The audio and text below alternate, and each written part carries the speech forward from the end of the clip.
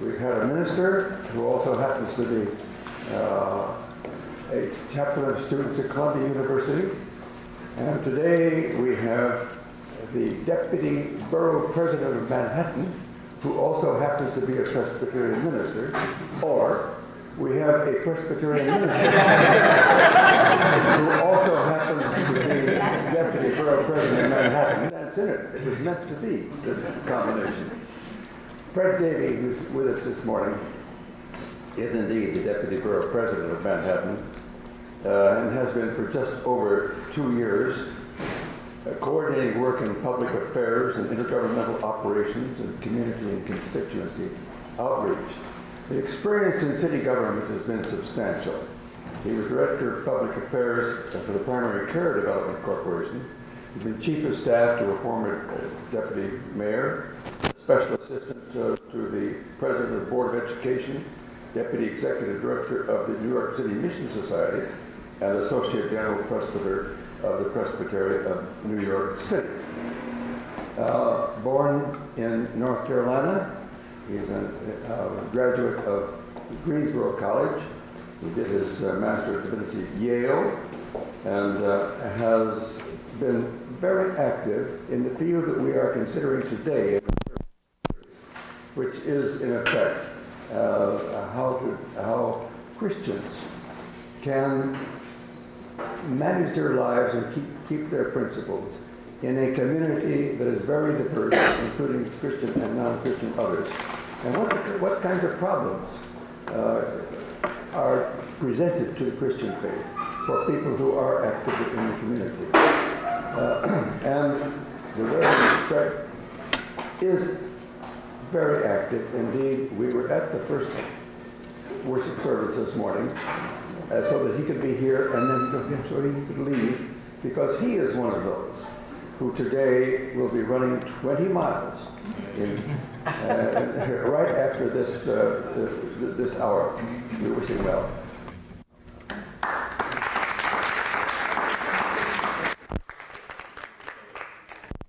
Pray for me, please. Dr. Reed, if I have that. It's good to be here this morning. Hi, Sharon. I'm reminded of a story I heard once of a mother who said to her son on a school morning, "Son, it's 7:30.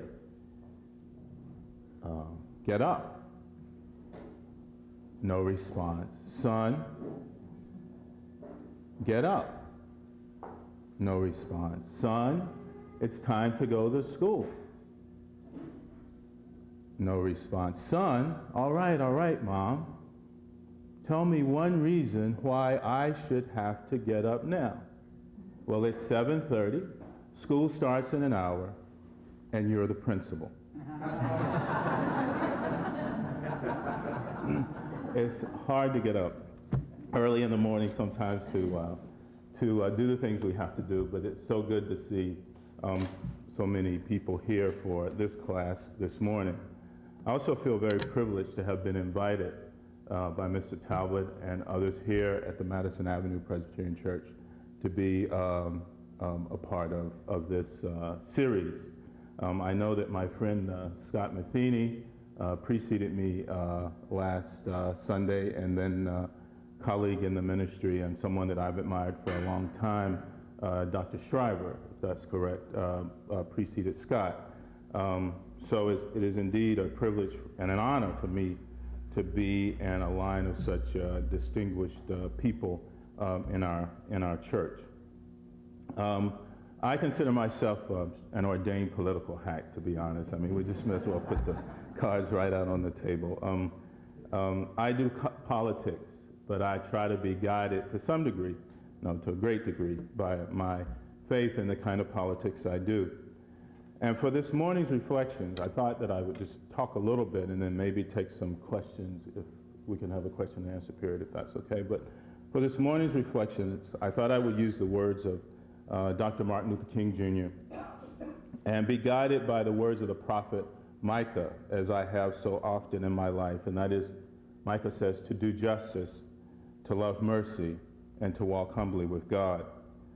I cite Dr. King frequently this morning because as I was contemplating my role as a clergy person in politics, it was important for me to remember one whose wisdom and whose faith and whose vision have guided my efforts in an effort to be a minister in the modern world. I chose the prophet Micah because his words are simply timeless. When I consider Dr. King's energy for his work and how consistent he was in his work, I come to understand that he could be so energetic and was so consistent because he believed in ultimate justice. Do justice, Micah said, and Dr. King believed in ultimate justice. And sometimes this is a difficult notion for those of us who want a just society now. That's not to say that Dr. King did not get impatient with the progress or lack thereof of change. On more than one occasion, both publicly and privately, he bemoaned the difficulty and at times the uncertainty of what he was doing. But he believed in ultimate justice. He knew that the spirit of any time was God's time and not our time. He reminded us that truth crushed down to earth would rise again, and that unarmed truth and unconditional love will have the final word. He said that right temporarily defeated is stronger than evil triumphant. And in my time or in my work, when I see justice so easily trampled, evil spirits celebrated, meanness legalized, I'm called again and again to believe that justice will ultimately prevail. Justice requires fairness, equal opportunity, all laws applied evenly. In our time, we have become impatient with justice. We have become excessively punitive. In this country, I'm told by those people who are involved in this work, we have more people in prison per capita than any other industrialized country in the world. We spend more money on our criminal justice system than we do on our education system. We are one of the few industrialized countries in the world, I'm told, to still have capital punishment. And our Supreme Court is making it easier for us, for the state, to kill every day. I have to ask myself, as a person involved in the political arena of this city and this state and this country, is it just that almost all the people in prison and on death row are poor? Is it just that a disproportionate number of those in prison and on death row are of African and Latino heritage? Is it just that our media often gives us descriptions of criminal suspects when they are people of color, yet you almost never hear the media give you a description when a suspect when he or she is not a person of color? Is it just that certain ethnic groups are targeted by our law enforcement agencies for special harassment, searches, and seizures? Too many of us, it seems to me, in government and out, have grown comfortable with the vindictiveness and the meanness and the injustice of our time. And Dr. King wrote that we should never become adjusted, he said, never become adjusted to this type of life. He went on to write that in his age, in the field of psychology, there was a word that was used more than any other word. He said it was the word maladjusted. And he said we should all seek to live a well-adjusted life in order to avoid chaos and schizophrenia in our lives. But he said there are some things, whether elected officials or clergy or whomever, there are some things that we should never become adjusted to within our social order.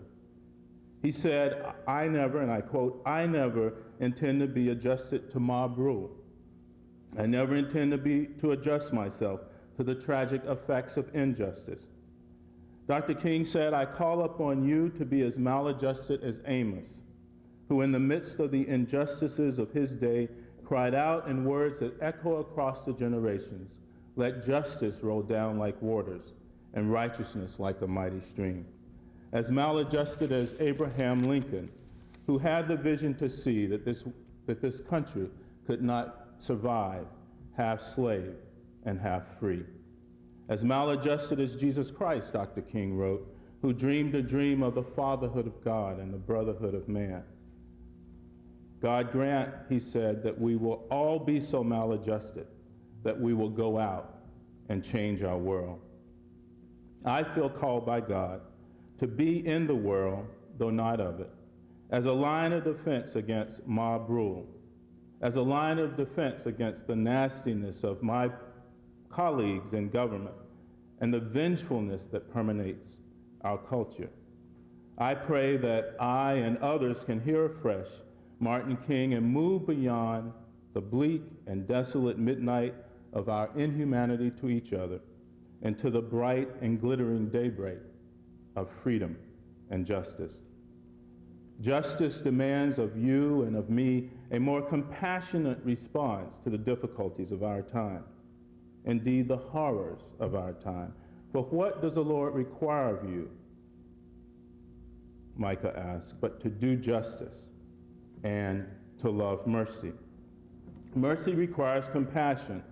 What we have now, it seems to me, in politics is meanness. The politics of meanness, as Anna Quillen wrote in the New York Times a few years ago. The spirit of our time is too often a spirit of hate and spite, with too many so-called religious and political leaders leading the way. It is a gross, egregious, and sinful misuse of power.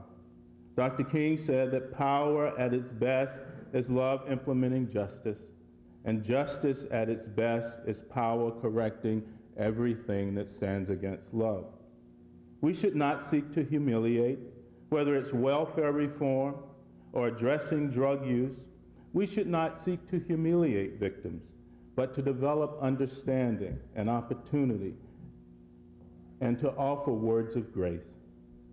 We humiliate and remove compassion from the public discourse when we demonize the poor. If you listen to some of my colleagues in government, you would think that every person in America, every poor person in America on welfare had 6 or 7 kids, was driving a Cadillac, all of which was paid by your and my tax dollars. Yes, there are too many people dependent on welfare, and yes, we need meaningful work so that people can get a sense of dignity. But most poor people do work, and most people on welfare average less than 2 children and average less than 6 years on welfare. Most people on welfare are not people of color, yet you would never know any of this from the discourse that we have in public, from watching TV, from listening to my colleagues in government, some of my colleagues in government, and even from listening to some of my colleagues in ministry. This nation, this city, this metropolitan area, too often wants to make African Americans, Latinos, and other people of color the cause of its problems. That, brothers and sisters, is not compassion. On the other hand, I encourage my brothers and sisters of color, African American, Latinos, and others, to begin to take responsibility for our own problems and to stop blaming the rest of the world for all our ills. Each community must stop scapegoating the other, and we must rid ourselves of these whole notions of inferiority and superiority complexes. Martin Luther King had a vision of a world where the mountains of bigotry would be laid low and the valleys of compassion would be raised. A world where the rough places of hatred and humiliation would be made plain with mercy and justice. A place where the glory of the Lord is revealed in all flesh, all humanity, rich and poor, black and white, Jew and Gentile, Protestant and Catholic, he said, all flesh would see it together. Do justice, love mercy, Amos wrote. Micah wrote, Dr. King spoke of a beloved community, one where the wolf shall lie down with the lamb, and the leopard shall lie down with the kid, and the calf and the lion and the fatling together. A peaceable kingdom, do justice, love mercy. That has to guide us in our public work, and it certainly guides me in mine. As a person committed to Christ, a Christ who transforms our culture, I am called, you and I are called, to move our culture from being a thing-oriented society to a person-oriented society. Dr. King wrote that when machines and computers, profit motives, and property rights are considered more important than people, then our land is devoid of compassion, mercy takes flight, and we are left with the demons of hatred, humiliation, and vindictiveness. But let us be inspired and emboldened by the life and words of our modern-day prophet. We must have the audacity to believe that people everywhere can have the food that they need, equality and freedom for their spirits. We must believe that what self-centered people have torn down, other centered people can build up. We must still believe that one day humankind will bow before the altars of God and be crowned triumphant, and that nonviolent, redemptive goodwill will be proclaimed the rule of the land. In spite of all life's harshness, we must still believe, I must still believe, we all must still believe, as Dr. King wrote, we shall overcome. Do justice, love mercy, and walk humbly with your God. If any of our efforts, if any of my efforts are to succeed, we must learn, I must learn that to trust always in a power greater than ourselves. We must learn to walk with God, and that walk is a humble walk. Do justice, love mercy, and walk humbly with your God. I won't always get it right. We won't always be perfect, but my brothers and sisters, we need only to look at the scriptures to see how God uses imperfect people in imperfect situations for divine purposes. We must resist the temptation for grasping at some demonic notion of the good life only to lose our way. We must all be servants of the people. We must all seek to lose our souls for the profit and the goodness of God. For what does it profit us to gain the whole world and to lose our souls? To be great, whether in government or in the church or in the larger society, we all must be concerned with the least. To be first, we must look to the needs of those who always seem to come in last. To be high, we have to continue to focus on those who always seem so low. Here again, I think the words of Dr. King are instructive. And this is a passage, it's a very long passage, taken from a sermon that he gave when he was talking about his own life and death and the kind of life that he wanted to be remembered for. And it's instructive to me every day of my life. And he said, and I quote, "Every now and then, I guess we all think realistically about the day when we will be victimized with what is life's final common denominator. That's something we call death. We think about it. And every now and then I think about my own death. And I think about my own funeral. And I don't think of it in a morbid sense," he wrote. "Every now and then I ask myself, what is it I once said? And I leave this word. If any of you are around when I meet my day, I don't want a long funeral. And if you get to somebody to deliver the eulogy, tell them not to talk too long. Every now and then, I wonder what I want them to say. Tell them not to mention that I have a Nobel Peace Prize. That isn't important. Tell them not to mention that I have 400 or 500 other awards. That is not important. Tell them not to mention where I went to school. I'd like somebody to mention that day that Martin Luther King Jr. tried to give his life serving others. I'd like for somebody to say that day that Martin Luther King Jr. tried to love somebody. I want you to say that day that I tried to be right on the war question. I want you to say that day that I did try to feed the hungry. I want you to be able to say that day that I did try in my life to clothe those who are naked.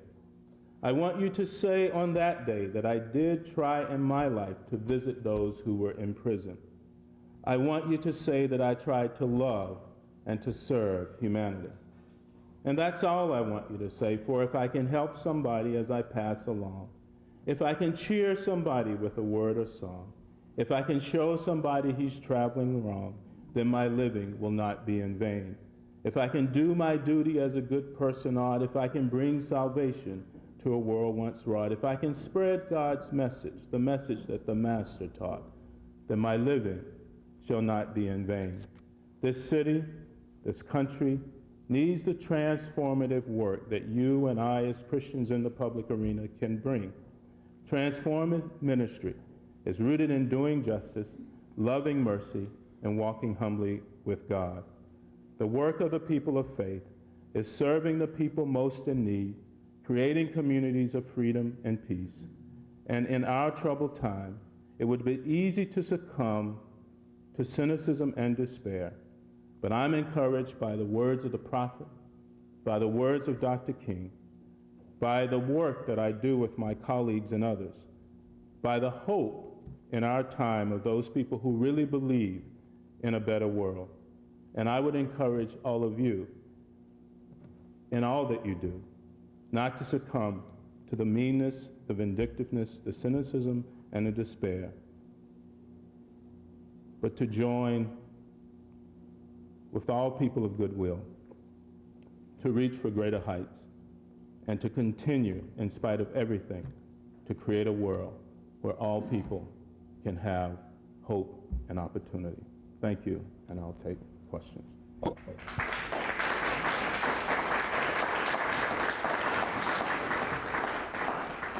Thank you very much. Do you have any examples that you would tell us of points in which in city government you confront something that you just cannot accept? Plenty of things. Probably the most recent was there is in Manhattan a network called the Manhattan Neighborhood Network. It's a part of cable TV. It's one of the public access stations. And our office has responsibility for some funding for that network. Also, I think we appoint a number of people to the Board of Advisors, and we even have an ex officio position on the Board of Directors. A friend of mine who is a Unitarian minister and who was on that board called me a few weeks ago and said, Fred, I was channel surfing around midnight on one particular night, and I came upon this program that just totally shocked me, and you've got to see it. And he said, I'm showing it to you because I want the borough president to do something about this. Now, our position relative to that station before this incident was not to have anything to do with the type of programming that the network showed. We felt that there were certain First Amendment issues that we simply did not want to get involved in, so it was hands-off. But this friend brought that tape to my office, and we looked at it, and it was absolutely shocking. I'll give you the most sanitized version I possibly can, and I really hesitate doing it because it was really extremely gross. But it was a case of people defiling, the two men defiling the Bible by ejaculating on it, and they,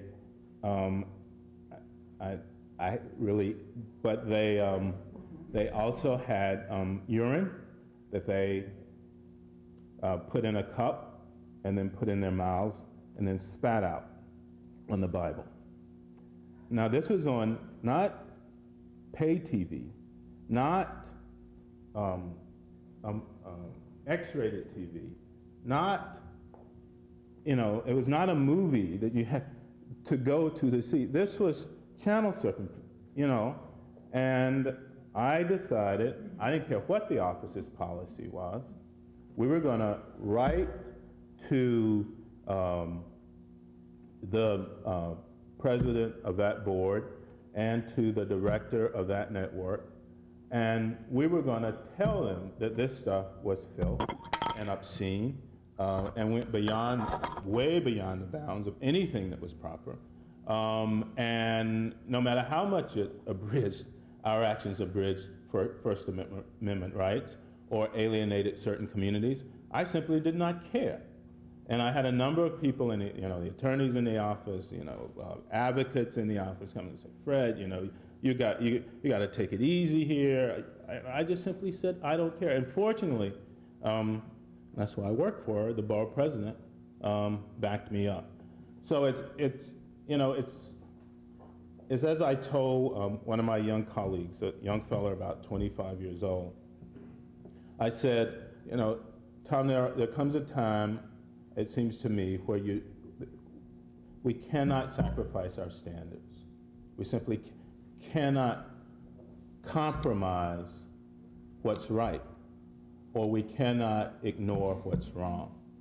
And this is simply wrong.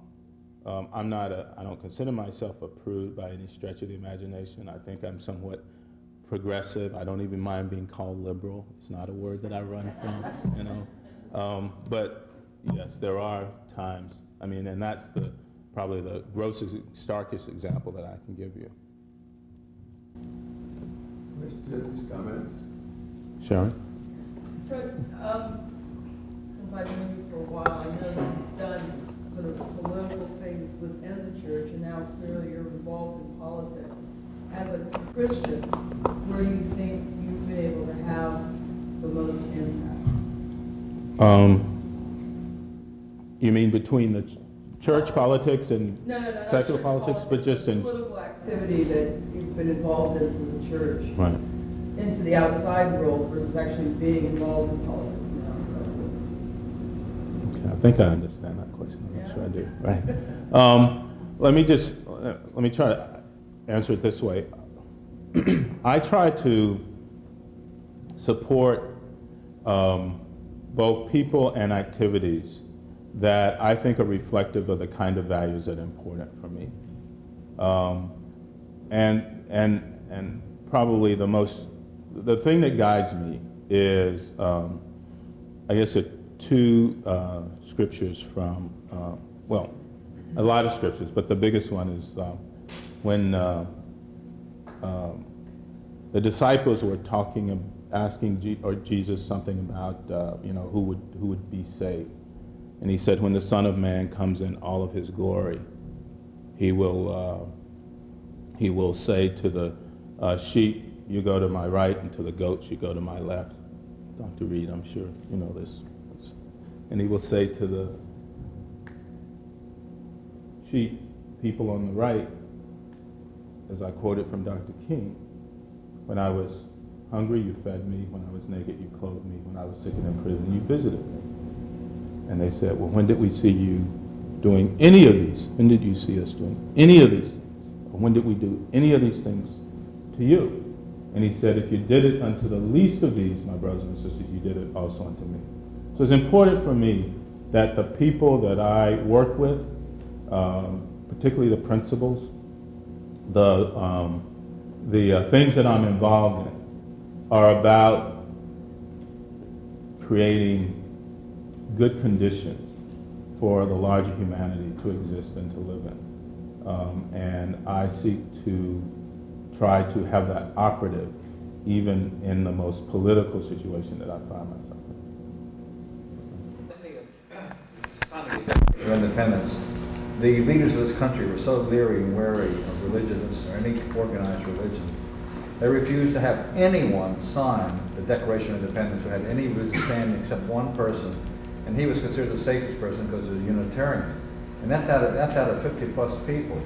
And as you know, in ancient Israel, politics and religion were one word, and there wasn't any separation. There was no word. In fact, there was no political word for in ancient Israel for the word politics. And do you think there's any possibility of religion and politics having any higher standing than what they do? In other words, why don't we have a moral action leader who's above the President of the United States or made second vice president? Because we are a faithless country. We refuse to have anyone of any moral standing have any real say in this country. We don't have a political party for the poor people. We have a political party for the rich people, for the middle class. What about a political party for the poor people? Give them a sense of pride. In other words, I see this country doing everything it possibly can not to have religion really stand up and be counted. There's a lot in there.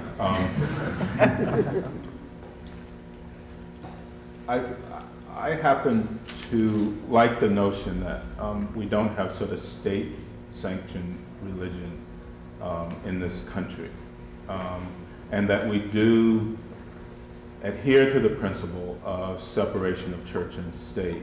That does not mean, I don't think, that as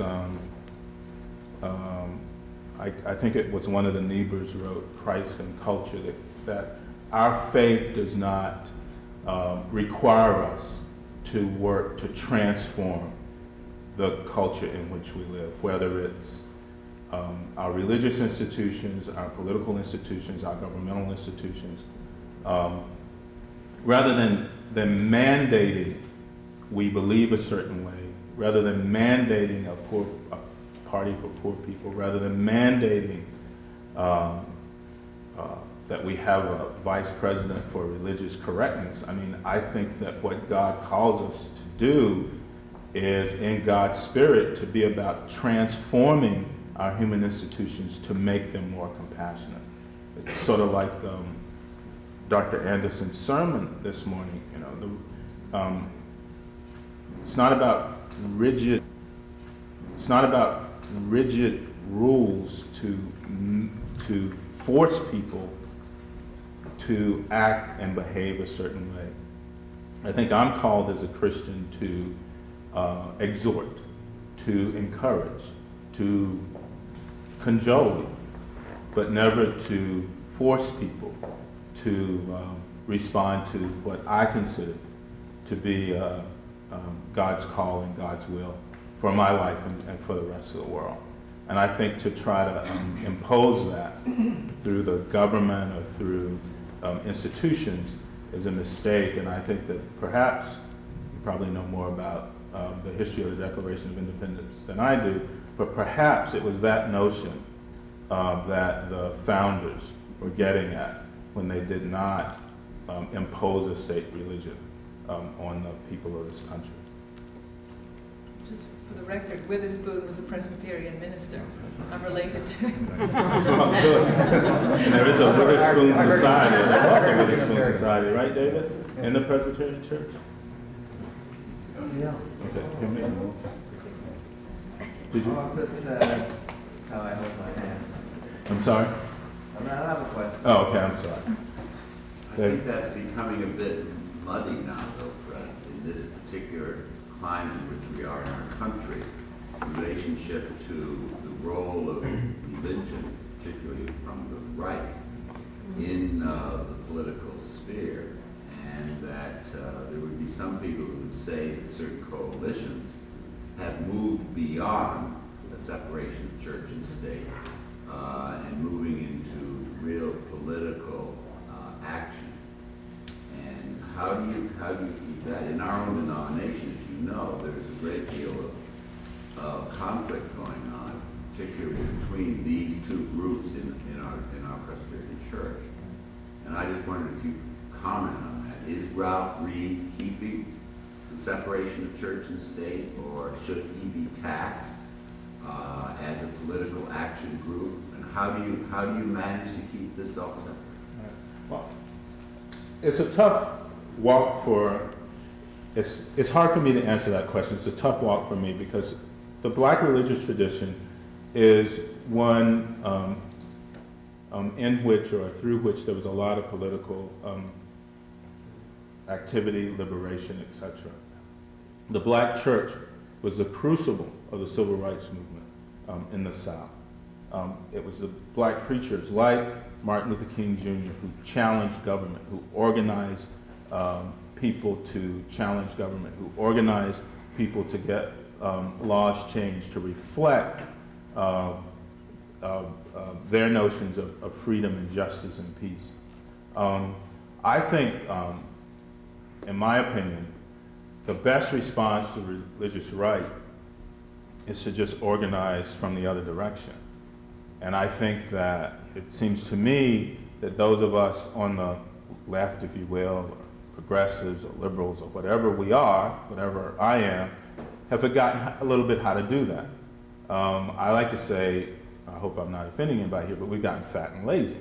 And so we've been, for a while, we were so used to government responding to our wants and wishes that we forgot how to do it. So the religious right organized. From the boards of libraries to the boards of schools to the boards of cultural institutions, they got people elected. And now, you know, they're influencing the sort of highest office of the land. The only problem I have with what they're doing is what they stand for. I don't know that I necessarily have a problem with their activity per se. And what I would like to do is to just out-organize them. But we haven't done that because I think we've forgotten how. But it seems to me that discourse over political issues is a minefield these days. And it's become awkward in social situations to bring up issues because you never know where somebody's going to explode about something. It seems to me I recall a day when that wasn't true. We always seem to live in a place where we were in the political minority, but I never felt that I was a criminal or an outcast or I couldn't live there. But now, let me tell you, even some of my relatives, I don't dare bring up subjects. So it's dangerous. How do you do this? Well, I don't know. I think we've all just become much too uncivil to each other. I think that's the real problem, and it permeates our entire culture. And I think that we need to try to recapture a sense of civility, not take ourselves so seriously, develop a sense of humor, really try to understand what it means to love ourselves and love other people. And it's really hard to do. You know, it's very, very hard to do. But I know exactly what you mean. When I'm flying on an airplane, I have stopped talking to the people sitting beside me. I just won't do it. I mean, because I don't want to have an hour or 5 hours or 8 hours, however long I'm flying, of hostility or discomfort. So I just won't do it. You know, I won't tell people what I do. You know, because we aren't able to have a civil discourse. But I think we need to try to find, I don't have the answer to that, but I just think we need to try to find a way to get back to a certain level of civility. I mean, it's the meanness that I talked about. It's now vogue. It's okay. You know, I was listening to the radio station as I was driving over here this morning, and you know, there's some talk that there's going to be this surprise guest at the convention, at the debates. Now, if they have Paula Jones sitting on the front seat of that auditorium this evening, I'm quitting politics. I'll make the pledge right here. I'm getting out. Because then we've stooped to a level that has just gone beyond the pale. And I'm going to go do something. I'm going to become an evangelist, Doctor. I'm going to take my Bible and I'm going to get on. I'm going to outdo those people who walk up and down the subway preaching. Because something is definitely the matter. I'm very serious about that. So I don't. It's just. I was also thinking this morning that I can see why people give up on politics. Why people don't want to be a part of the public arena. I mean, what little bit of honesty there was to this whole enterprise, we're removing it for the sake of the spin, you know, the right spin, or just the right reflection on something that's totally wrong. And all of that, I mean, we pay people lots of money to engage in that kind of deception. And you know, and we hold people in high esteem who are really good at it. You know, I like Jim Carville, you know, and Paul Begala and Ed Rollins, you know, but, you know, would I want a child of mine? I don't know, you know, but it's vogue, and I think that people like you and I and others who really believe there's something wrong with that kind of meanness, that level of deception, that level of pettiness, vulgarity, if you will, in the public discourse, I think it's our responsibility as Christian people to call people away from that to a different kind of dialogue. That's the only thing I know to do without just giving up. The one problem I have is, I don't want to use the word Satan because I'm sort of divided whether they're, Satan rules the earth and all that. However, I see a lot of perversions of all the institutions. Freedom of speech was so that if someone had opposition to the government wanted to run a candidate, there were certain rules put in there to protect you. This has been perverted now so that you can put all the literature, all the newspapers you want, clear up street corners. And as people lose, but the ideal was to pervert it to what it is today. Now, when you speak about the Christian right, I somehow understand the dilemma, because they were the ones who were pointing out that we're being brainwashed by the TV, whether we like it or not. Seeing things over and over again makes them true. When a lie is repeated often enough, it becomes true. Whenever you saw ministers on TV or priests or something, usually they were cheating on their wives or doing something. It was always a negative image. And there seems to be somehow some kind of a design where this has happened. For example, the music, the rap music. There's different types of rap music. I don't like rap music, period. But the one that is getting on the radio is the one that is demeaning to women, to all people. There are other things, but somehow there seems to be some kind of control that tries to bring the society further down and further down. And if you try to speak against it, then they're saying, well, you're a religious fanatic.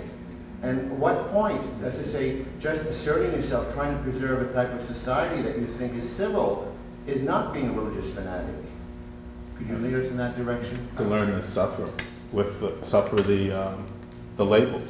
I mean, if we're pursuing something we believe in, and if we truly believe that what we're doing is for the betterment of the larger society, and we're persecuted for it, join the crowd. There's a whole line of people who've done it before us, and we just have to be willing to. That's the only thing I know to do. I mean, there's,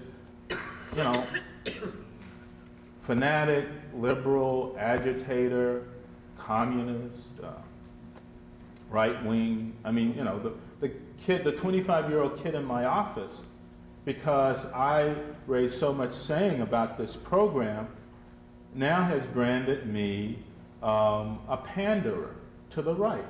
Well, guilty. If that's pandering to the right, then I'm guilty. On the other hand, the fact that I support gay marriage means that I'm pandering to the left. Guilty.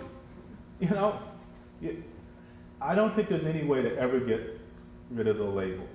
I think that we just have to, like Dr. King, stand up for what we believe in, if we believe it's right, and let people take their shots. It's redemptive suffering, maybe, if some good comes of it. I just think that there's no other way to avoid some level of persecution if you are about doing what you believe in.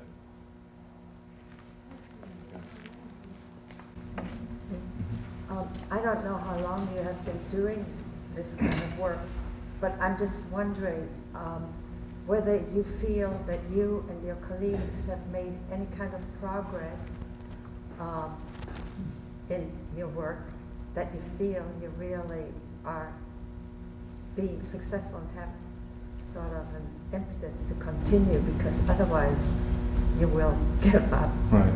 You'll burn out, But do you feel they come to you, not just in that one example that you gave us, that was pretty stark, but do you feel you've made any kind of progress? I measure. How long have you been doing this? Well, I've been out of school for 14 years, and I've been doing government work for 5, or political work. I won't call it. I do politics. I won't call it government. I measure my accomplishment in sort of small successes. I mean, do you feel there is hope? Oh, yes. I mean, this is where being a Christian is very important for me. I'm never going to be able, you're never going to be able, we're never going to be able to make a perfect world. No. That's not what we're called to do. And I like the saying that we're called to be faithful, not successful, in a sense.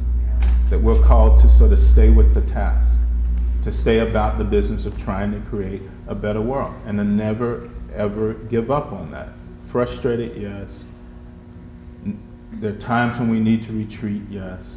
But to never quit, to never, ever, ever stop, no matter how bad things become. So I look for the small successes. Now I have fun doing politics, but I also, try to do things like mentor people who are coming behind me. So I have like 5 mentees now. And I look at the various places where they are now in their lives. That gives me hope and encouragement. Or I serve on the board of the Calvert Social Investment Fund. And we decide how, we're going to help people sort of socially, responsibly invest some of their money. I like that, watching people, even knowing that there are people who have money who want to put certain restrictions on how it is invested is encouraging to me. So I look for those small things that I can do to give me hope, those small successes to keep me going. The saying is, if a nuclear bomb was dropped today and I was the only one alive tomorrow, I hope I would plant a flower. That's sort of how in my own life, how I try to approach this. And that's not to say that I have it right or that I perfected it, because I get just as depressed and down and despairing as probably anybody else at times. But that's no place to stop. You get there and then you just keep going. Yes, I enjoyed your immensely. Do you have a vision? Do you have a vision? I hope so. If you have a vision, then what is it? I think I've tried to say it here. That the world can always be better than it is, that I always can be better than that I won't judge either the world or myself too harshly, and that I will sort of pursue life with abandon and vigor, I hope, to just try to make the world a little bit better and have some fun in the process. That's all I know to do.